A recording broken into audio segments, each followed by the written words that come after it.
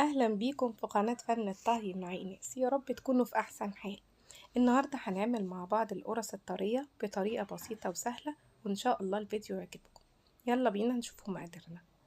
معانا كيلو من الدقيق، ومعانا نص باكو من البيكنج باودر، وباكو من الخميرة الفورية، ومعانا كوباية من السمنة، وعليها نص كيلو من اللبن، و3 معالق قشطة، ومعانا معلقتين من السكر بنحطهم على الدقيق.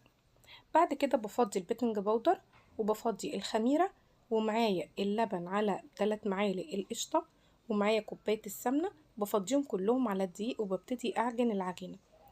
بوصلها لأن هي تكون عجينة طرية معايا، ما تكونش ناشفة.